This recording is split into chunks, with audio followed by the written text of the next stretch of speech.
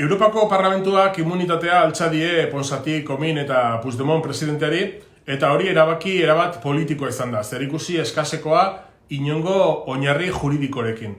Hemen Europako Parlamentuan jarretu den prozesua gora beratsua izan da, eta hasieratik akatsez beteta filtrazioak, presioak, aurreiritziak denetarik, eta horrek guztiak bide emanen du Europako Justizia Gortearen aurrean elegite sendoa aurkezteko, eurodiputatu hauen eskubideak urratu direlako.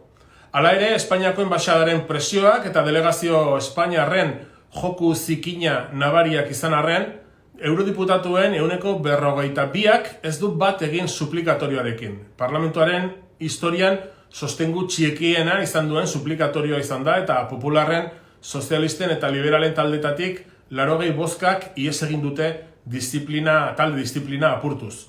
Edozein kasutan, garrantzitsua da nabarmentzea eurodiputatu katalanek ez diotela diputatu izatea utziko, eta orain, Belgikako auzitegi batek erabaki beharko duela Espainiara bidaltzen dituzten ala ez, baina dagoeneko erabaki duela ezetz Luis Puigen kasuan, diputatuen egoera berean dagoena, eta beraz gauzak hortik joanen direla pentsatu daiteke.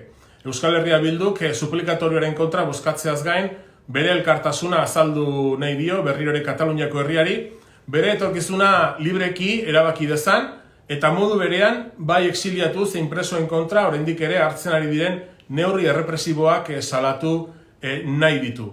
Behin berriro ere, azpimarratu nahi dugu bidea, elkarrizketa eta herritarren borondateari errespetua dela, bai Katalunian zein Euskal Herrian ere.